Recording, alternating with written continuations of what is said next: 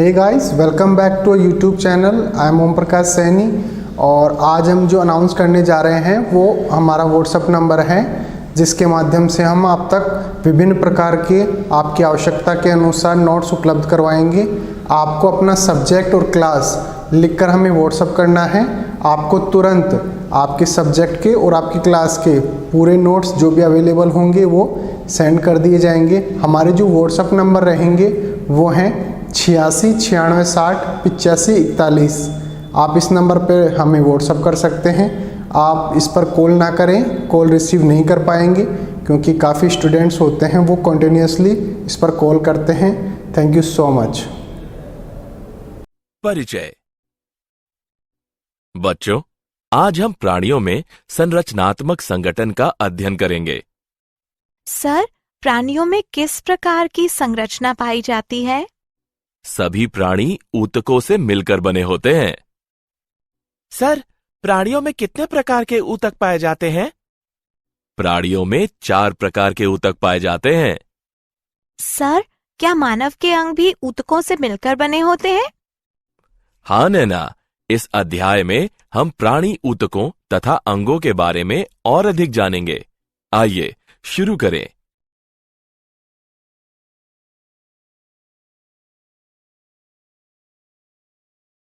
उद्देश्य। इस पाठ के अंत में आप निम्न करने में सक्षम हो जाएंगे। उपकला ऊतक की व्याख्या करना, संयोजी ऊतक की व्याख्या करना, पेशी ऊतक की व्याख्या करना, तंत्रिका ऊतक की व्याख्या करना, ऊतक तथा ऊतक तंत्र की व्याख्या करना।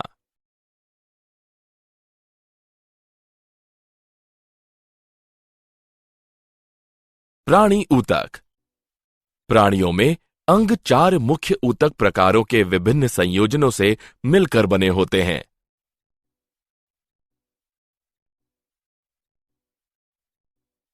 उपकला ऊतक, संयोजी ऊतक, पेशी ऊतक तथा तंत्रिका ऊतक।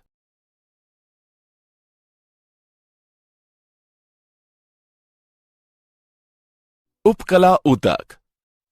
उपकला ऊतक ऐसी कोशिकाओं से मिलकर बना होता है जो कि परस्पर एक दूसरे से घनिष्ठता से जुड़ी होती हैं तथा इनके मध्य कोई भी अंतराकोशिक स्थान नहीं पाया जाता है तथा ये एक या अनेक परतों में व्यवस्थित होती हैं।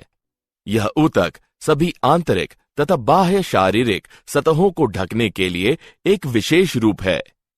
उपकला ऊतकों के 2 प्रकार हैं: सरल उपकला, संयुक्त उपकला।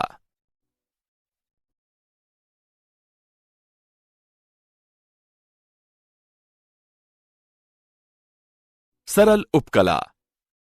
संरचना के आधार पर सरल उपकला 3 प्रकार के होते हैं: शल्की उपकला, घनाकार उपकला तथा स्तंभाकार उपकला। शल्की उपकला। शल्की उपकला चपटी, अनियमित आकृति वाली कोशिकाओं से मिलकर बने होते हैं जो कि एक सतत सतह का निर्माण करती है। ये गुहाओं जैसे मुख, रुधिर, वाहिकाओं, हृदय तथा फेफड़ों के अस्तरों का निर्माण करते हैं तथा त्वचा की बाह्य परत का निर्माण करते हैं। वृक्कों में शल्की उपकला कोशिकाएं छोटी संरचनाओं, जिन्हें कोशिका गुच्छ, ग्लोमेरुलस कहते हैं, को आस्तरित करती हैं। ये रक्त के निस्पंदन के लिए उत्तरदायी होते हैं। शल्की उपकला कोशिकाएं रुधिर वाहिकाओं को अस्तारित करती हैं, जहां ये अंतःस्तर के नाम से जानी जाती हैं। अंतःस्तर रुधिर वाहिकाओं के लिए द्वार रक्षक की भांति कार्य करता है।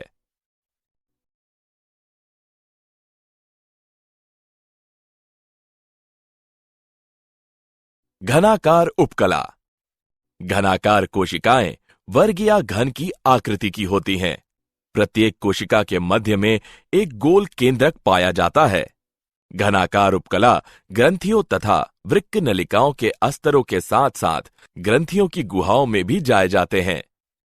यह जनन उपकला का निर्माण करते हैं, जो कि मादा अंडाशय में अंड कोशिकाओं तथा नर वृषणों में शुक्र कोशिकाओं का निर्माण करता है।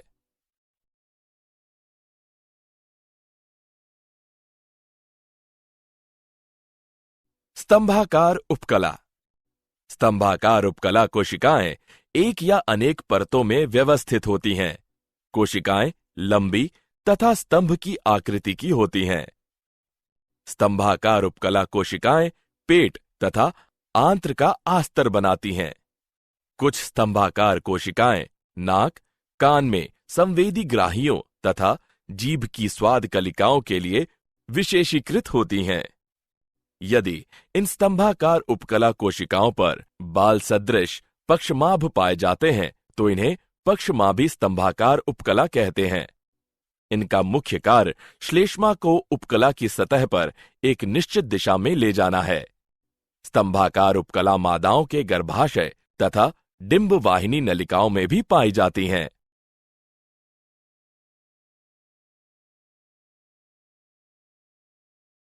ग्रांथिल उपकला। कलश कोशिका युक्त स्तंभाकार उपकला को ग्रांथिल उपकला कहते हैं। ग्रांथिल उपकला दो प्रकार के होते हैं। एक कोशिक जो एकल पृथक ग्रांथिल कोशिकाओं का बना होता है, जैसे आहार नाल की कलश कोशिका। बहुकोशिक जो कोशिकाओं के पुंज का बना होता है, जैसे लार ग्रंथियां।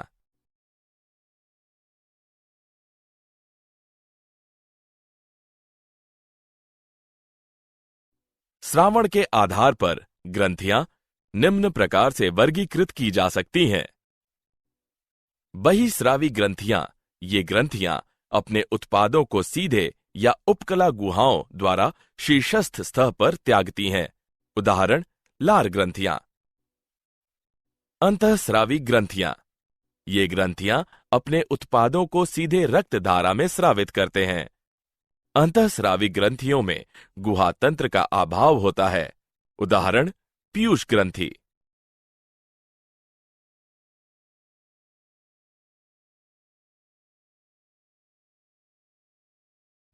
संयुक्त उपकला। संयुक्त उपकला कोशिकाओं की एक या अनेक परतों से मिलकर बना होता है। बहुआस्तरीय होने के कारण संयुक्त उपकला श्रावण तथा अवशोषण में बहुत कम योगदान देते हैं, किंतु ये आंतरिक ऊतकों को यांत्रिक, रासायनिक, ऊष्मीय तथा परासरणी प्रतिबलों से सुरक्षा प्रदान करते हैं। उपकला ऊतकों में 3 प्रकार की संधियां पाई जाती हैं। दृढ़ संधि पदार्थों को ऊतक से बाहर निकालने से रोकती है। आंसजी संधि पड़ोसी कोशिकाओं के कोशिका द्रव्य को एक दूसरे से जोड़ने का काम करती है। अंतराली संधि आयनों तथा छोटे अणुओं एवं कभी कभी बड़े अणुओं को तुरंत स्थानांतरित करने में सहायता करती है।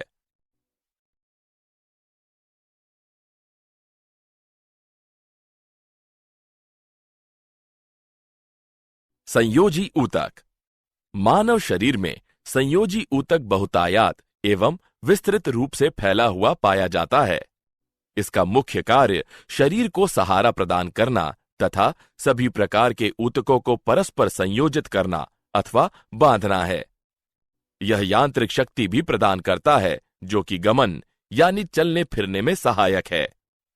संयोजी ऊतकों की कोशिकाएं एक दूसरे से व्यापक रूप से पृथक होती हैं। ये जीवित कोशिकाएं अधिक मात्रा में एक अंतराकोशिक भूतल पदार्थ जैसे आधात्री यानी मैट्रिक्स कहते हैं का स्रावण करती हैं। आधात्री एक अजीवित पदार्थ है जो कि तरल जैसे कि रक्त, अर्धठोस जैसे संयोजी ऊतक अथवा ठोस जैसे अस्थि हो सकता है।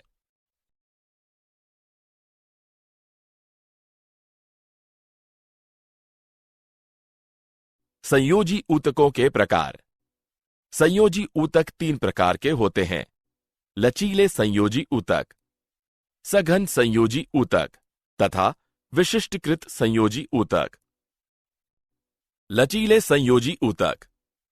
लचीले संयोजी ऊतक में कोशिकाएं तथा रेशे पाए जाते हैं जो कि आधात्री में ढीले व्यवस्थित होते हैं।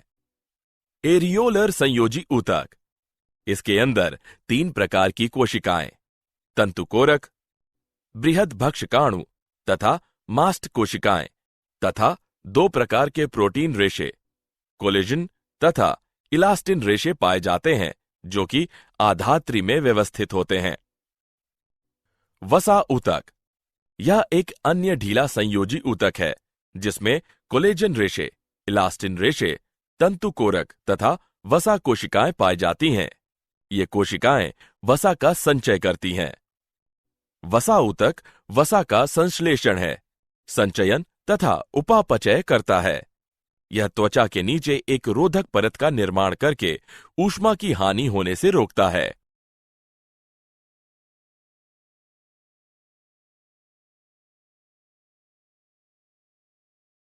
सघन संयोजी ऊतक। सघन संयोजी ऊतक कोशिकाएं तथा रेशे दृढ़तापूर्वक बंधे रहते हैं। यदि रेशे यानी तंतु विन्यास में अनियमित होते हैं तो ऐसे ऊतक सघन अनियमित संयोजी ऊतक कहलाते हैं। यह त्वचा में पाया जाता है। यदि रेशे यानी तंतु विन्यास में नियमित होते हैं तो ऐसे ऊतक सघन नियमित संयोजी ऊतक कहलाते हैं। उदाहरण कंडरा तथा स्नायु।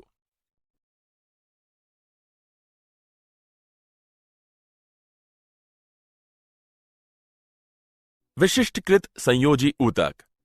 विशिष्टकृत संयोजी ऊतक इसके अंतर्गत उपास्थि, अस्थि तथा रक्त सम्मिलित है। उपास्थि यह उभारयुक्त तथा लचीला संयोजी ऊतक है। आधात्री ठोस, लचीला तथा संपीडन दबाव मुक्त होता है।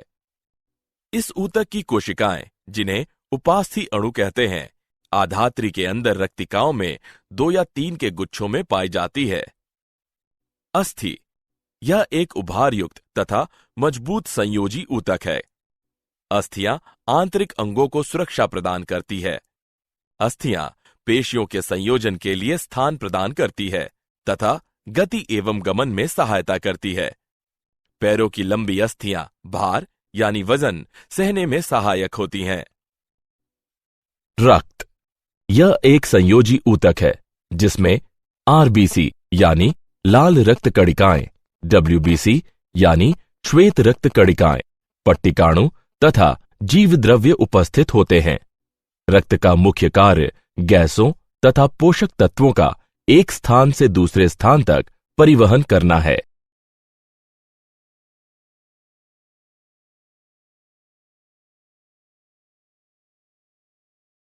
पेशी ऊतक।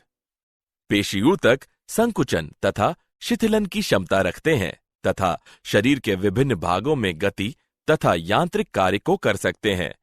पेशी ऊतक 3 श्रेणियों में विभक्त किए जा सकते हैं: कंकाल, चिकनी तथा हृदय। कंकाल पेशी ये जटिल संरचनाओं वाली होती है तथा अस्थियों के ऊपर परतों में व्यवस्थित होती है। सभी पेशियों का मुख्य कार्य संकुचन है। उदाहरण के लिए मस्तिष्क द्विशिरस्का पेशी के संकुचन के लिए तंत्रिका कोशिका को एक सिग्नल भेजता है। इसके अंतर्गत पैरों, धड़, नेत्र गोलकों आदि का समन्वयन तथा श्वास प्रक्रिया सम्मिलित है।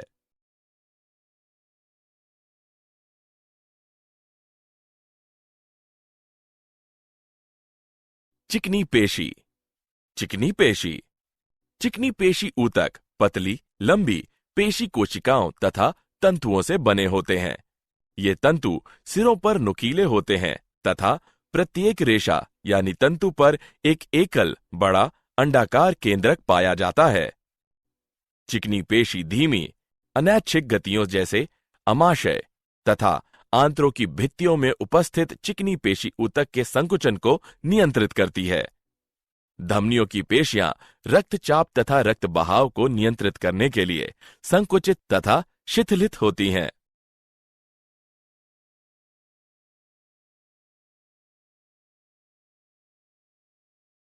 हृदय पेशी।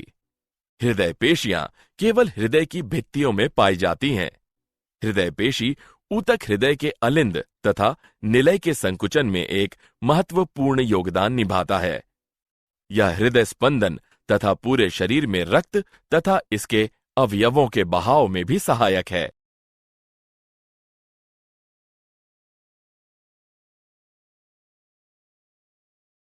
तंत्रिका ऊतक।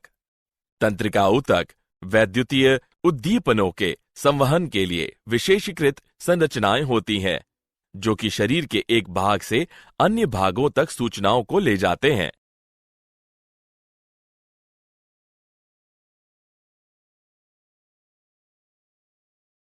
अंग तथा अंग तंत्र। शरीर में अंग अगले स्तर के संगठन पर होते हैं। अंग एक ऐसी संरचना है जिसमें कम से कम दो विभिन्न प्रकार के ऊतक परस्पर मिलकर एक इकाई की भांति कार्य करते हैं। मानव शरीर में विभिन्न अंग पाए जाते हैं। उदाहरण के लिए यकृत, वृक्क, त्वचा आदि। अंग तंत्र एक या अधिक अलग अलग अंगों के संयोजन से मिलकर बना होता है, जो कि एक साधारण कार्य को करने के लिए साथ साथ काम करते हैं। कुछ अंग तंत्र इस प्रकार हैं: कंकाल तंत्र, पेशीय तंत्र, परिसंचरण तंत्र, तंत्रिका तंत्र आदि।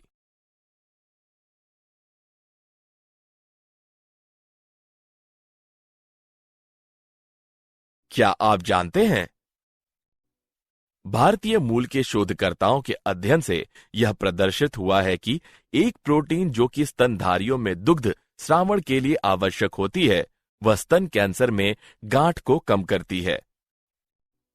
सिन्हा ने कहा, हमने पाया कि जब ELF5 स्तर कम या अनुपस्थित होता है तो उपकला कोशिकाएं स्टेम कोशिकाओं की भांति बनने लगती हैं तथा मध्योतकी कोशिकाओं में रूपांतरित हो जाती हैं, अपनी आकृति तथा व्यवहार में परिवर्तित हो जाती हैं, शरीर में कहीं भी अभिगमित हो जाती हैं।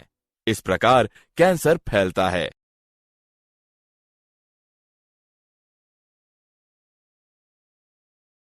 सारांश। आइए हमने जो कुछ सीखा है उसे संक्षेप में दोहराएं। उपकला ऊतक, संयोजी ऊतक, पेशी ऊतक तथा तंत्रिका ऊतक ऊतकों के चार मूलभूत प्रकार हैं। उपकला ऊतक सभी आंतरिक तथा बाह्य शारीरिक सतहों को ढकने के लिए एक विशेष रूप है। सरल उपकला ऊतक तथा संयुक्त उपकला ऊतक उपकला ऊतकों के दो प्रकार हैं। शल की उपकला चपटी अनियमित आकृति वाली कोशिकाओं से मिलकर बने होते हैं, जो कि एक सतत सतह का निर्माण करती है। घनाकार उपकला के मध्य में एक गोल केंद्रक पाया जाता है तथा यह ग्रंथियों तथा वृक्क नलिकाओं के आस्तरों के साथ साथ ग्रंथियों की गुहाओं में भी पाया जाता है। स्तंभाकार उपकला कोशिका पेट तथा आंत्र का आस्तर बनाती है। संयुक्त उपकला में कोशिकाओं की एक या अधिक परतें पाई जाती हैं।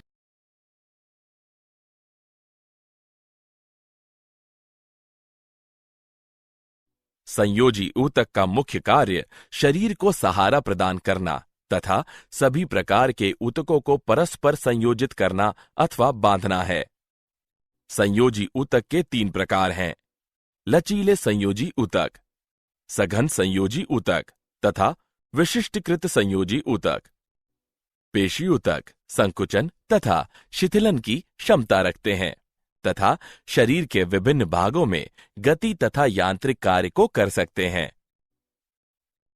तंत्रिका ऊतक वैद्युतीय उद्दीपनों के संवहन के लिए विशेषीकृत संरचनाएं होती हैं।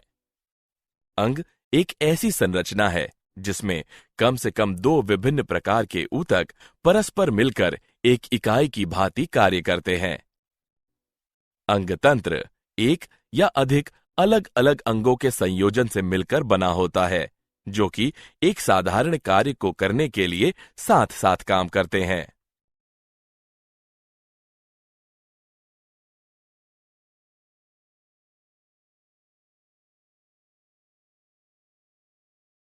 परिचय। हे रोहित, देखो मौसम कितना अच्छा है। हाँ दीपक। अरे रोहित, जरा इधर देखो, यहाँ पर कई सारे मेंढक जल में कूद रहे हैं। ये कहाँ से निकल आते हैं? ये बारिश के मौसम में निकल आते हैं, क्योंकि तब सूखे का कोई भय नहीं होता है। वे सांस कैसे लेते हैं? दीपक, ये एक अच्छा प्रश्न है। जल के अंदर मेंढक आंतरिक गलफड़े यानी क्लोम तथा अपनी त्वचा द्वारा श्वसन करते हैं, जबकि वायु में वे अपने फेफड़ों द्वारा श्वसन करते हैं। उनकी त्वचा श्लेष्म युक्त, चिकनी तथा सदैव नम बनी रहती है। मैं तुम्हें एक रुचिकर बात बताता हूं कि वयस्क मेढक में पूंछ नहीं पाई जाती है तथा टैडपोल में पूंछ उपस्थित होती है। चलिए अब इसके विषय में और अधिक जानते हैं। इस अध्याय में आप जंतुओं की आकारिकी तथा शारीरिकी के विषय में जानेंगे।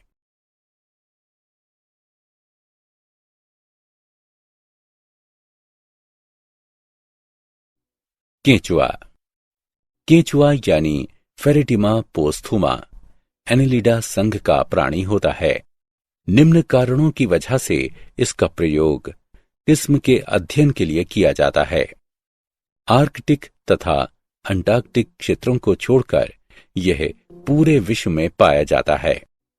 ये आसानी से उपलब्ध हो जाता है। ये अहानिकारक होता है। अध्ययन के लिए इसका आकार सुविधाजनक होता है। इसकी आकारिकी का भली भांति अध्ययन हो चुका है।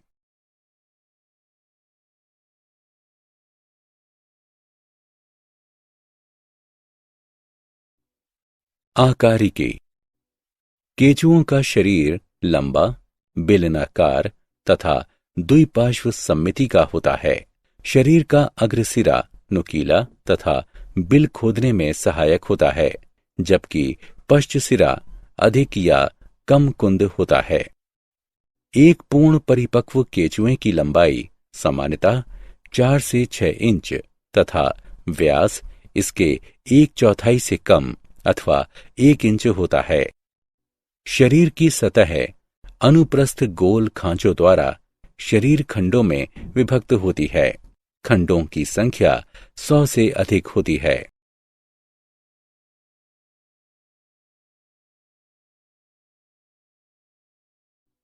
प्रोमुख यानी प्रोस्टोमियम तथा परितुंड यानी पेरिस्टोमियम। केंचुए का सर पृथक नहीं होता है। अग्रसिरे पर एक शंकु रूपी मांसल पाली पाई जाती है, जिसे प्रोमुख कहते हैं, जो मुख को ढकती है। शरीर का पहला खंड परितुंड पेरिस्टोमियम या मुख खंड होता है, जिसमें मुख उपस्थित होता है। पुरोमुख संवेदी होता है, जिसकी सहायता से केंचुआ प्रकाश तथा अंधेरे में अंतर ज्ञात कर सकता है।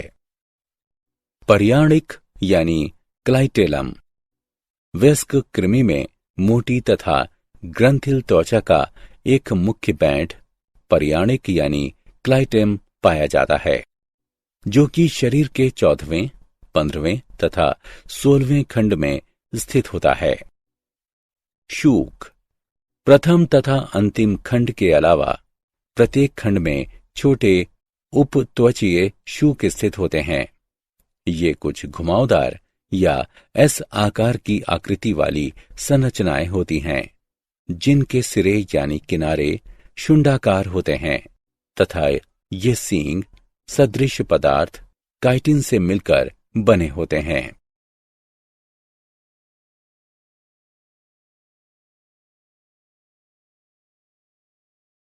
शारीरिकी। केंचुए की शरीर भित्ति पतली, मुलायम, चिकनी, भूरे रंग की तथा चमकदार होती है। उपत्वचा यानी क्यूटिकल देह भित्ति की सबसे बाह्य परत होती है। उपत्वचा यानी क्यूटिकल के नीचे कोशिकाओं की एक एकल परत पाई जाती है, जिसे बाह्य त्वचीय यानी एपिडर्मल कोशिकाएं कहते हैं।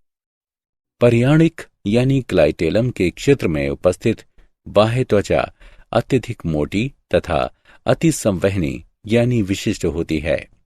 पर्याणिक ग्रंथियां एल्बुमिन अंडे की सफेदी का स्रावण करती हैं, जो कि कोकून के निर्माण में भाग लेता है।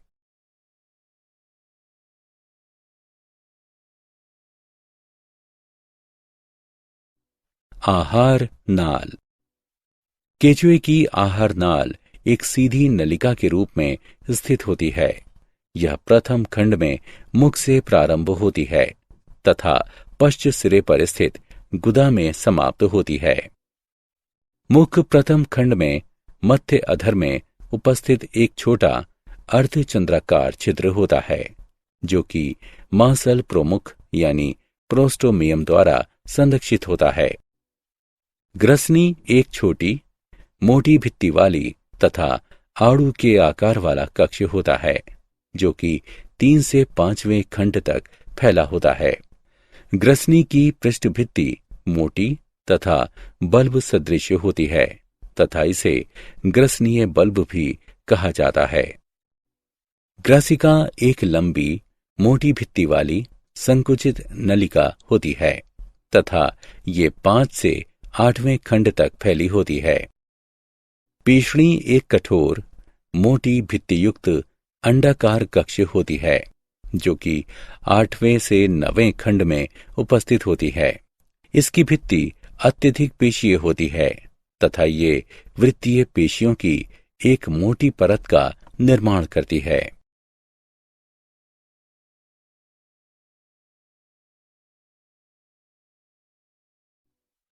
पेशणी एक लंबे नलिकादार अमाशय में समाप्त हो जाती है, जो कि 10 से 14 खंड तक फैली होती है।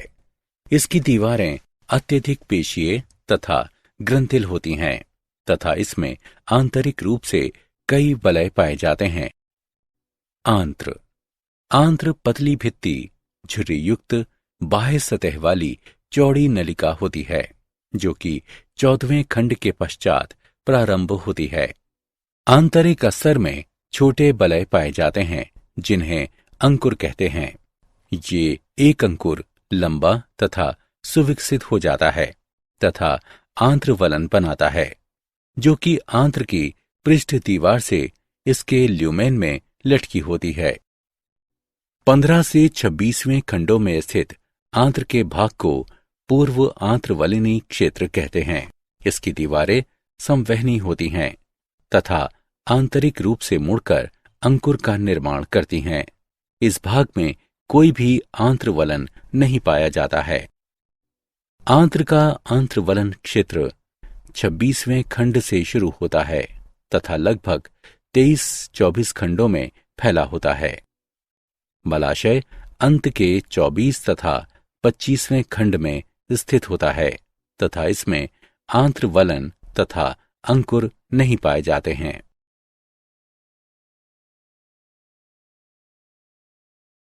परिसंचरण तंत्र केचुए में बंद परिसंचरण तंत्र पाया जाता है, जो कि हृदय रक्त वाहिकाओं तथा रक्त से मिलकर बना होता है। रक्त ग्रंथियां रक्त कोशिकाओं तथा हीमोग्लोबिन का निर्माण करती हैं, जो कि प्लाज्मा तथा शरीर के 4, 5 तथा 6वें खंड में उपस्थित रक्त ग्रंथियों में घुले होते हैं। वॉल्व युक्त हृदय के 4 जोड़े 7, 9, 12 तथा 13वें खंडों में उपस्थित होते हैं। हृदय का संकुचन रक्त को एक ही दिशा में संचारित करता है। छोटी रक्त वाहिकाएं आहार नाल, मेरुरज्जु तथा शरीर यानी देह भित्ति को रक्त पहुंचाती हैं। रक्त कोशिकाएं स्वभाव में भक्षी होती हैं।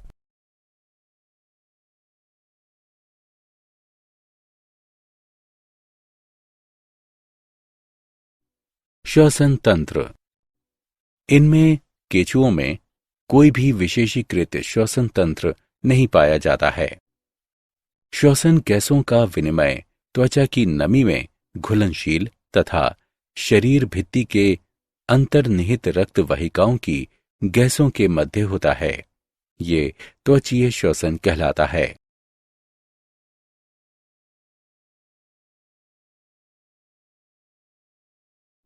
उत्सर्जी अंग एक नलिकादार उत्सर्जी अंग वृक्कक कहलाता है। ये 3 प्रकार के होते हैं: पटीय वृक्कक, अध्यावरणी वृक्कक तथा ग्रसनीय वृक्कक। पटीय वृक्कक ये फेरेटिमा के सबसे लंबे वृक्कक हैं। पटीय वृक्कक 15वें खंड के पीछे अंतरखंडीय पटों के दोनों ओर पाए जाते हैं।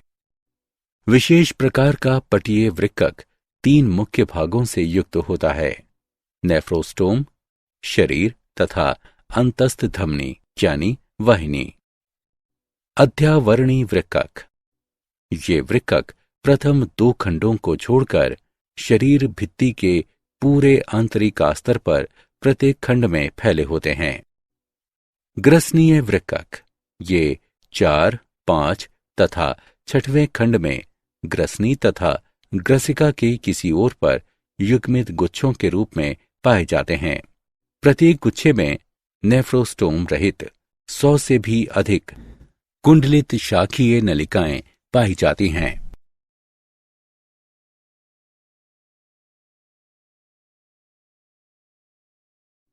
तंत्रिका तंत्र, अधिग्रसनीय या प्रमस्तिष्क गुच्छिका का एक जोड़ा संलयित होकर मस्तिष्क का निर्माण करते हैं, जो कि तीसरे खंड के अग्र तथा पृष्ठभाग में स्थित होता है। ये एक जोड़ी परिधीय ग्रसनीय की सहायता से 2 अधोग्रसनीय गुच्छिकाओं, जो कि ग्रसनी के नीचे स्थित होती हैं, उनसे जुड़ा होता है। एक दोहरा अधर मेरुरज्जु अंतिम खंड तक फैला होता है। गुच्छिकाएं मेरुरज्जु पर खंड के रूप में व्यवस्थित होती हैं।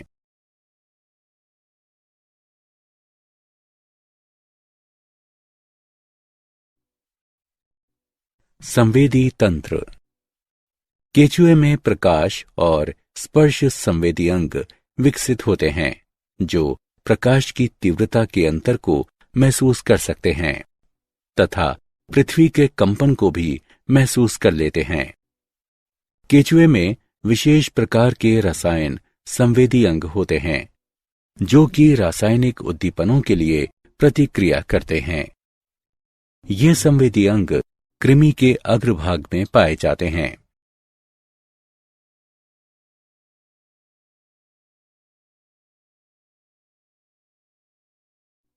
जनन तंत्र, केचुए उभयलिंगी होते हैं, अर्थात एक ही प्राणी में वृषण यानी नर एवं अंडाशय यानी मादा दोनों जनन अंग मिलते हैं। इनमें 10वें व 11वें खंड में 2 जोड़ी वृषण उपस्थित होते हैं। प्रत्येक खंड में एक जोड़ा उपस्थित होता है। प्रत्येक वृषण वृषण कोश में बंद होता है। प्रत्येक वृषण कोश शुक्राणुय कीप में खुलता है, जो कि लंबी शुक्र वाहिका में खुलती है। 17वें से लेकर 20वें खंड तक प्रोस्टेट ग्रंथि का जोड़ा आंत्र के दोनों तरफ उपस्थित होता है। सहायक ग्रंथियों के 2 जोड़े पाए जाते हैं। 17वें तथा 19वें खंड में प्रत्येक में एक जोड़ा पाया जाता है। संयुक्त प्रोस्टेट और शुक्राणु वाहिनी 18वें खंड के अधर पार्श्व में एक जोड़ा नर जनन छिद्र द्वारा बाहर खुलती है।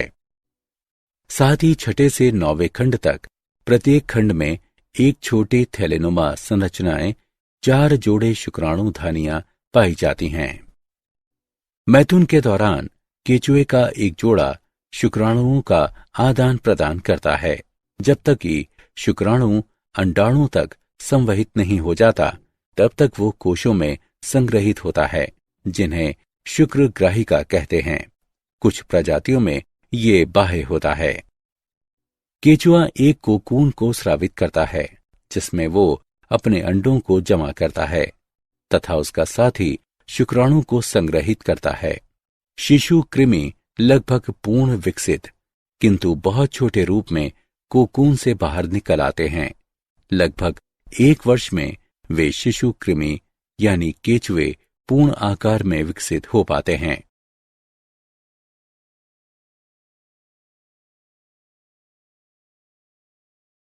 कॉकरोच यानी तिलचट्टा। कॉकरोच लंबी श्रृंगिकाओं तथा पैरों वाले कीट हैं। आकारिकी। कॉकरोच यानी तिलचट्टे का शरीर मुख्यतः सिर, वक्ष तथा उदर क्षेत्र में विभाजित होता है। कॉकरोच में संवेदी श्रृंगिकाएं पाई जाती हैं, जो कि इन्हें आसपास के वातावरण का निरीक्षण करने में सहायता प्रदान करती हैं। कॉकरोच का सिर त्रिकोणीय होता है तथा ये शरीर के समकोण पर होता है। ये खंडों के संलयन से बनता है तथा लचीली गर्दन के कारण ये सभी दिशाओं में घूम सकता है। सिर पर एक जोड़ी संयुक्त नेत्र तथा एक जोड़ी श्रृंगिकाएं पाई जाती हैं, जो कि वातावरण का निरीक्षण करने में सहायता प्रदान करती हैं। इनके मुख में जबड़े पाए जाते हैं, जो कि ऊपर तथा नीचे के बजाय बराबर बराबर में गतिशील होते हैं तथा इनका बहुमुखी मुख इनके भोजन को काटने, चबाने, चाटने तथा गोदने में सहायक होता है।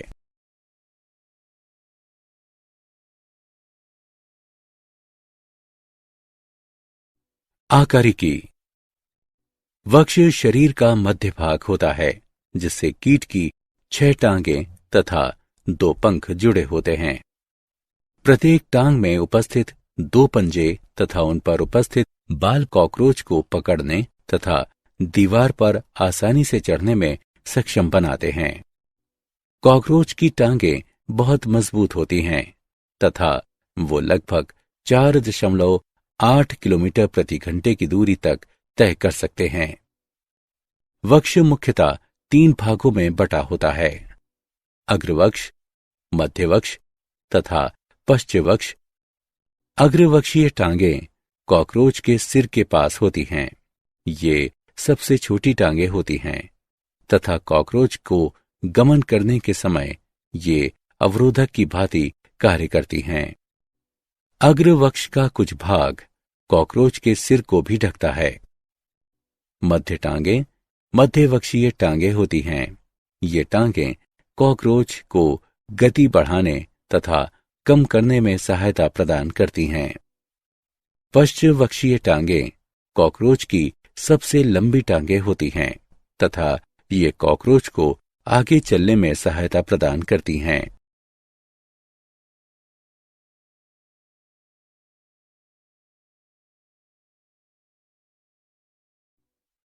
उदर। कॉकरोच यानी तिलचट्टे में खंडित उदर पाया जाता है, जिसमें आंतरिक अंग पाए जाते हैं। एक नलिकाकार हृदय रक्त को अंगों तथा ऊतकों तक पहुंचाता है। रक्त रंगहीन होता है क्योंकि इसमें ऑक्सीजन को धारण करने के लिए हीमोग्लोबिन नहीं होता है। महाधमनी रक्त को विशेष अंगों तक ले जाती है। अधिकांश रक्त रिक्त स्थानों के जाल यानी नेटवर्क द्वारा संचारित होता है, जो रुधिर गुहा यानी हीमोसील कहलाता है।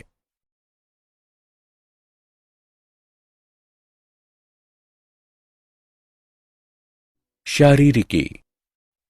आहार नाल। आहार नाल 3 भागों में विभक्त होती है: अग्रांत्र, मध्यांत्र तथा पश्चांत्र।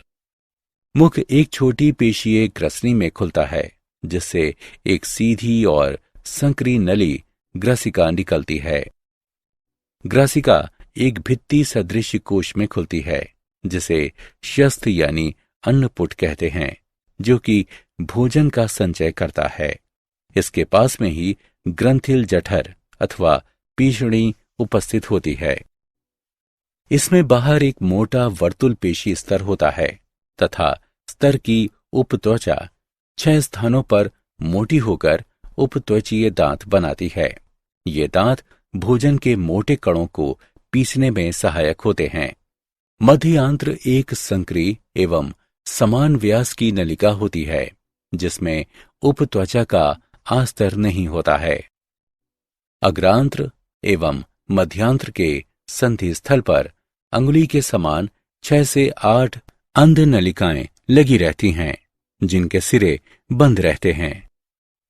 इनको यकृतीय या जठरीय अंधनाल कहते हैं। ये पाचक रस बनाती हैं। मध्यांत्र तथा पश्चांत्र लंबी नलिकाएं होती हैं। पश्चांत्र मध्यांत्र से चौड़ी होती है। पश्चांत्र 3 भागों में विभक्त होती है: क्षुद्रांत्र, वृहदांत्र तथा गुदा। मध्यांत्र व पश्चांत्र के संधि स्थल पर लगभग 100 से 150 पतली पीले रंग की नलिकाएं होती हैं, जिन्हें मैलपीगी नलिकाएं कहते हैं। ये हीमोलिम्फ से उत्सर्जी पदार्थों के उत्सर्जन में सहायक होती हैं।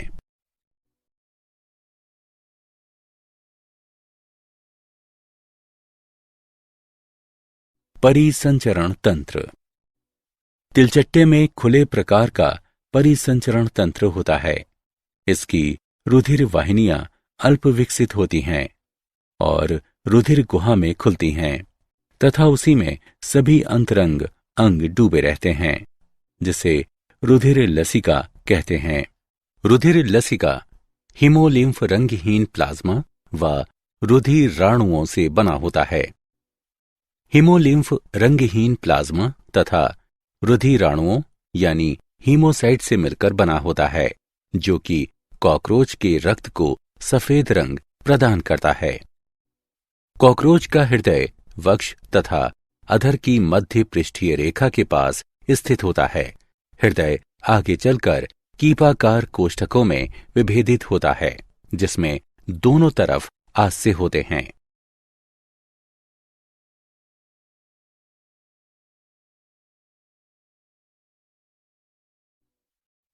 श्वसन तंत्र।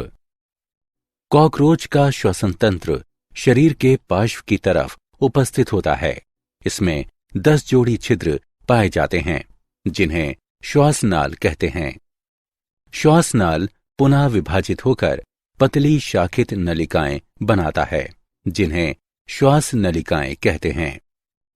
ये श्वास नलिकाएं वायु से ऑक्सीजन को ग्रहण करके शरीर के सभी भागों तक पहुंचाती हैं। विसरण विधि द्वारा श्वास नलिकाओं में गैसों का आदान प्रदान होता है।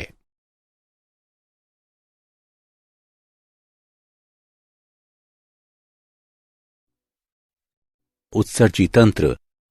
कॉकरोच में उत्सर्जन मैलपीगी नलिकाओं द्वारा होता है, जो कि आहार नाल में मध्यांत्र तथा पश्चांत्र के संयोजन पर उपस्थित होती हैं। मैलपीगी नलिकाएं ग्रंथिल तथा रोमयुक्त कोशिकाओं द्वारा आस्तरित रहती हैं, जो कि नाइट्रोजनी अपशिष्ट पदार्थों का अवशोषण करके उन्हें यूरिक अम्ल में परिवर्तित कर देती हैं। इस प्रकार का उत्सर्जी तंत्र यूरिकाम्ल उत्सर्गी कहलाता है। तंत्रिका तंत्र। कॉकरोच में तंत्रिका तंत्र एक श्रेणीबद्ध खंडीय व्यवस्थित गुच्छिकाओं का बना होता है, जो कि शरीर के अधर तल पर पाई जाती हैं तथा युग्मित अनुदैर्ध्य ये संयोजक से जुड़ी रहती हैं।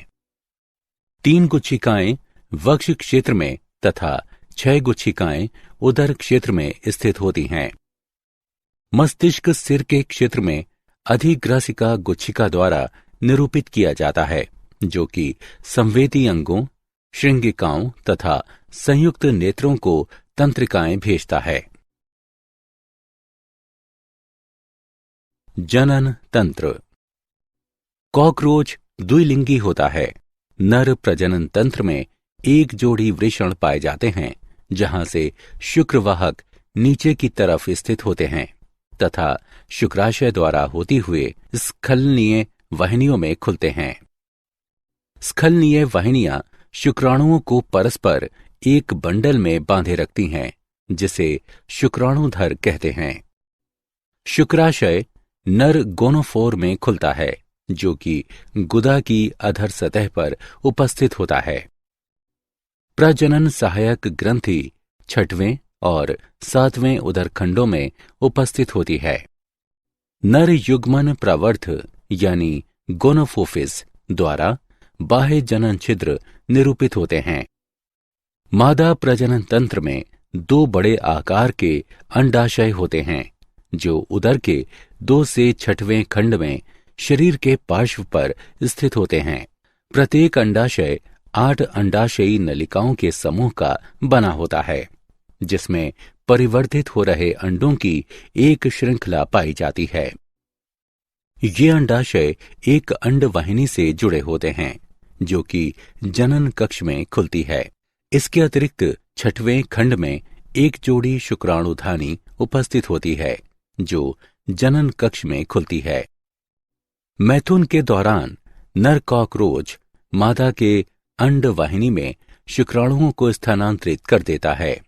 ये निषेचित अंडे एक संपुट यानी कैप्सूल में लिपटे होते हैं जिसे अंड कवच कहते हैं।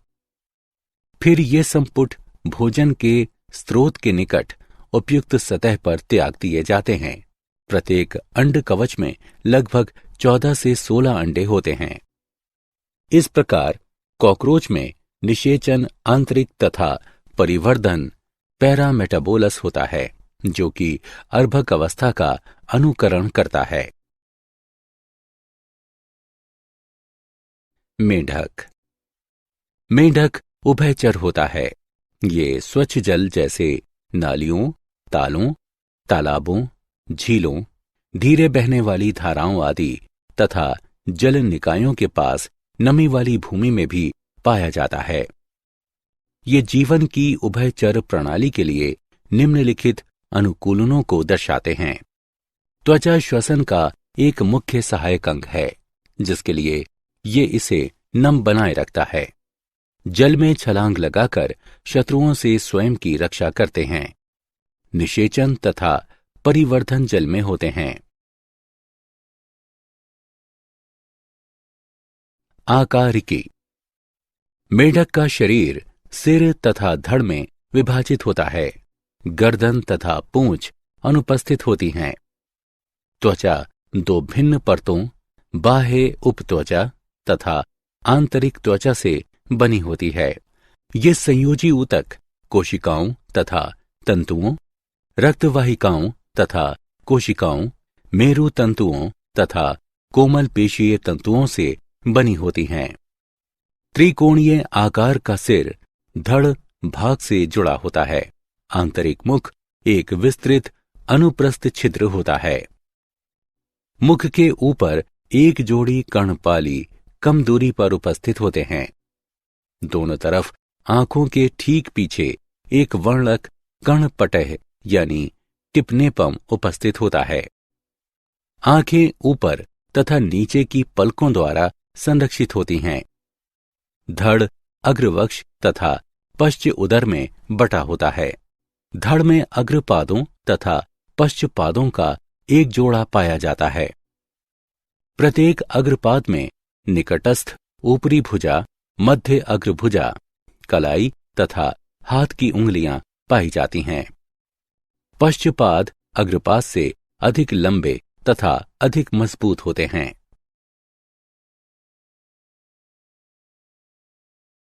शारीरिकी। मेढक की आहार नाल निम्नलिखित भागों में विभक्त होती है। मुख तथा मुख ग्रसनीय गुहा। मेढक में मुख चौड़ा, दरार सदृश अर्धचंद्राकार द्वार होता है जो कि थूथन के सिरे पर स्थित होता है।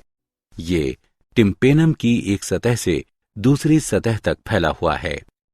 मेढक में मुख गुहा तथा ग्रसनी परस्पर मिलकर मुख ग्रसनीय गुहा बनाती है। ग्रसनी मुख ग्रसनीय गुहा का पश्चभाग ग्रसनी को दर्शाता है। ये दो द्वारों द्वारा छिद्रित होता है। भोजन नली के मध्य में चौड़ा तथा घुमावदार द्वार स्थित होता है। ये ग्रसिका में खुलता है। ग्रसिका ये एक चौड़ी तथा संकुचित नलिका है। गर्दन की अनुपस्थिति के कारण ये बहुत छोटी होती है तथा अमाशय तक फैली होती है। अमाशय ये देह गुहा में बाईं तरफ स्थित होता है। अमाशय आहार नाल का सबसे चौड़ा तथा लगभग 2 इंच लंबा भाग होता है। आहार नाल। आंत्र। अमाशय एक लंबी नलिकादार आंत्र में खुलता है। ये 3 भागों में विभक्त होती है। गृहिणी, छोटी आंत्र या क्षुद्रांत्र तथा बड़ी आंत्र या वृहदांत्र या मलाशय। गृहिणी ये आंत्र का यू आकार का अग्रभाग होता है। ये अमाशय के समांतर फैली होती है। छोटी आंत्र या क्षुद्रांत्र ये कई लूप बनाती है। ये पतली भित्ति वाली घुमावदार नलिका जो कि लगभग 8 से 10 इंच लंबी होती है। बड़ी आंत्र या वृहदांत्र या मलाशय ये छोटी किंतु तुलनात्मक चौड़ी नलिका होती है। इसकी आंतरिक सतह अनुदैर्ध्य वलियों में निर्मित हो जाती है। इसे मलाशय भी कहते हैं। अवस्कर तथा अवस्कर द्वार मलाशय के दूरस्थ भाग को अवस्कर या अवस्कर कक्ष कहते हैं। इसमें गुर्दे तथा मूत्राशय की मूत्र जनन वाहिनियों के छिद्र खुलते हैं। श्वसन तंत्र भोजन के ऑक्सीकरण अथवा दहन द्वारा उत्पन्न ऊर्जा दैनिक उपापचयी क्रियाओं को करने के लिए आवश्यक होती है। इस प्रक्रिया के दौरान ऑक्सीजन उपभोग में आती है तथा कार्बन डाइऑक्साइड निष्कासित होती है। ऑक्सीजन को ग्रहण करने तथा कार्बन डाइऑक्साइड को त्यागने की प्रक्रिया सांस लेना कहलाती है तथा रासायनिक परिवर्तन जिनके द्वारा भोजन का ऑक्सीकरण तथा ऊष्मीय ऊर्जा की विमुक्ति होती है तथा कार्बन डाइऑक्साइड का निर्माण होता है, श्वसन कहलाती है।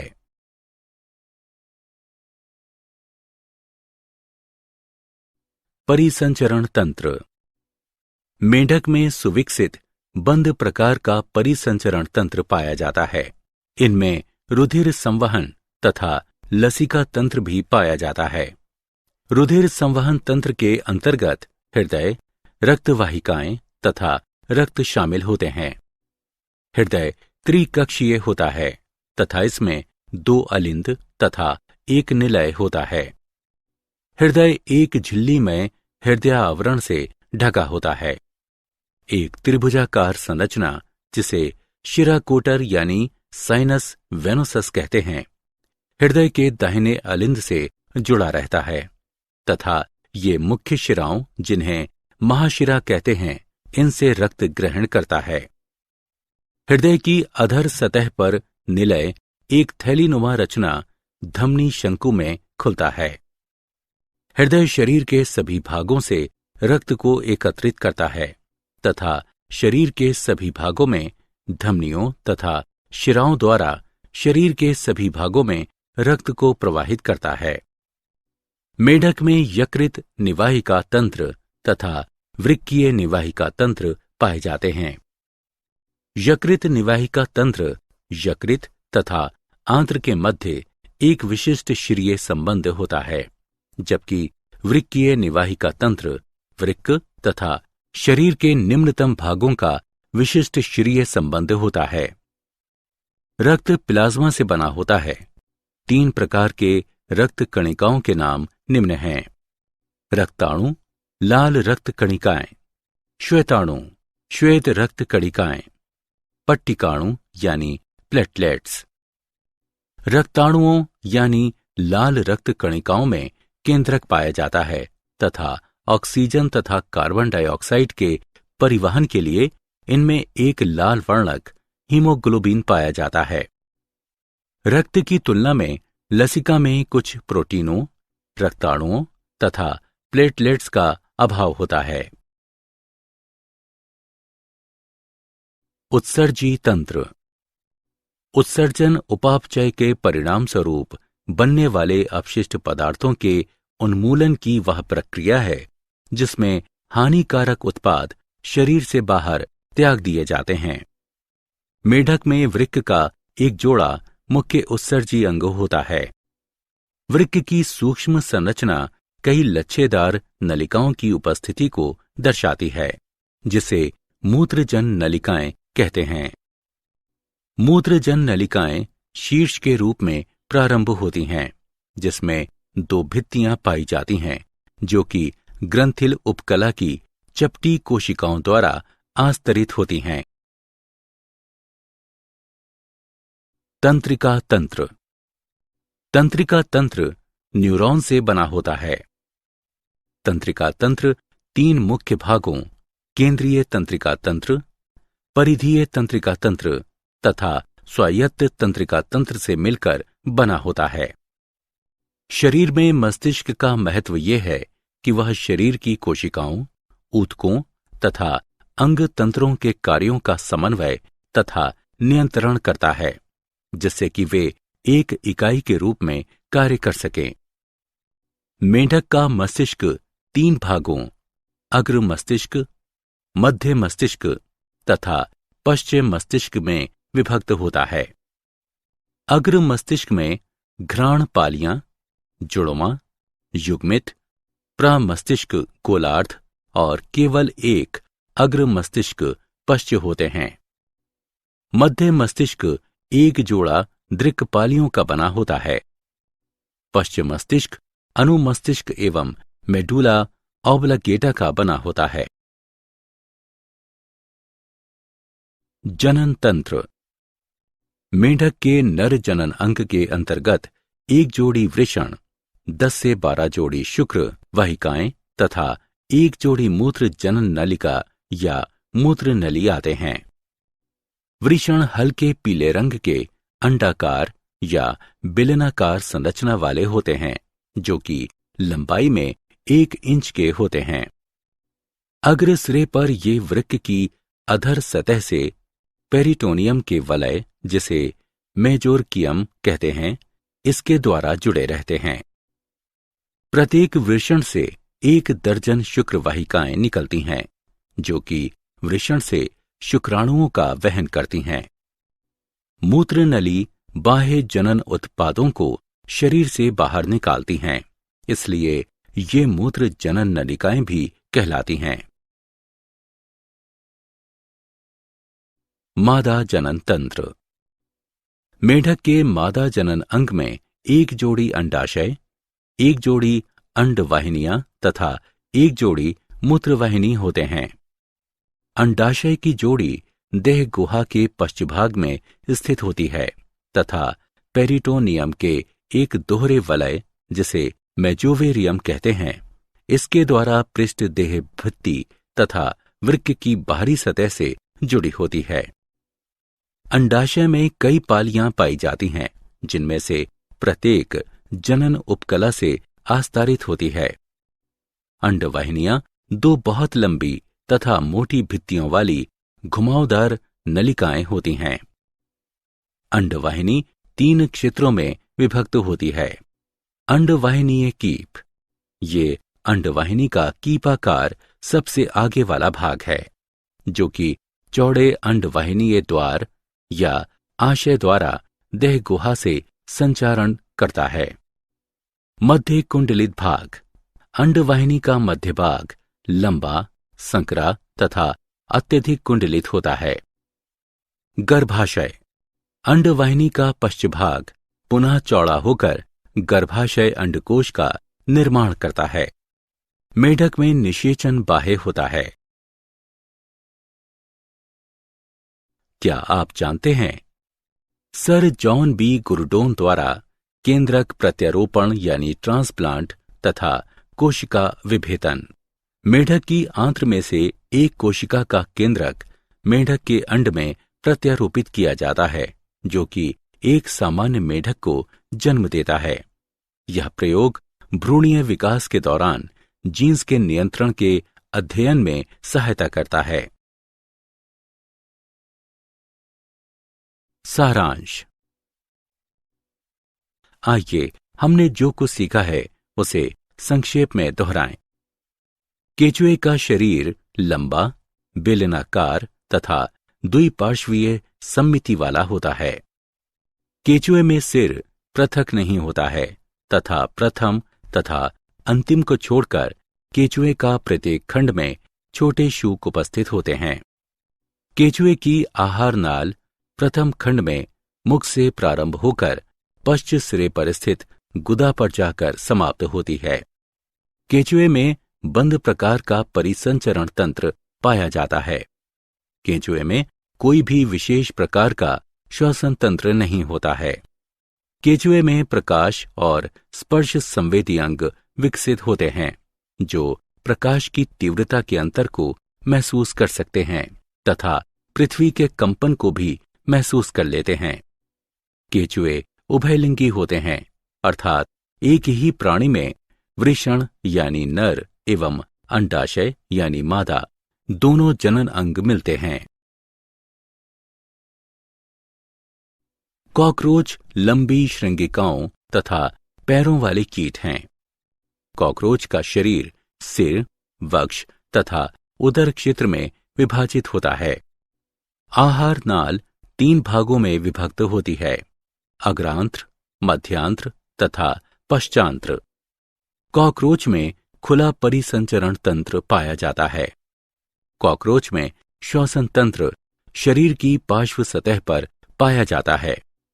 कॉकरोच में उत्सर्जन मैलिपीगी नलिकाओं द्वारा होता है तथा ये द्विलिंगी होते हैं। मेंढक उभयचर होते हैं तथा मेंढक का शरीर सिर तथा धड़ में विभाजित होता है। गर्दन तथा पूंछ अनुपस्थित होती हैं। ऑक्सीजन को ग्रहण करने तथा कार्बन डाइऑक्साइड को त्यागने की प्रक्रिया सांस लेना कहलाती है तथा रासायनिक परिवर्तन जिनके द्वारा भोजन का ऑक्सीकरण तथा ऊष्मीय ऊर्जा की विमुक्ति होती है तथा कार्बन डाइऑक्साइड का निर्माण होता है, इसे श्वसन कहते हैं। मेढकों में सुविकसित बंद प्रकार का परिसंचरण तंत्र पाया जाता है। मेढक में वृक्क का एक जोड़ा मुख्य उत्सर्जी अंग होते हैं। तंत्रिका तंत्र 3 मुख्य भाग केंद्रीय तंत्रिका तंत्र, परिधीय तंत्रिका तंत्र तथा स्वायत्त तंत्रिका तंत्र से मिलकर बना होता है। मेढक के नर जनन अंग के अंतर्गत 1 जोड़ी वृषण, 10 से 12 जोड़ी शुक्र वहिकाएं तथा 1 जोड़ी मूत्र जनन नलिका या मूत्र नली आते हैं। मेढक के मादा जनन अंग में 1 जोड़ी अंडाशय, 1 जोड़ी अंडवाहिनियां तथा 1 जोड़ी मूत्रवाहिनी होते हैं।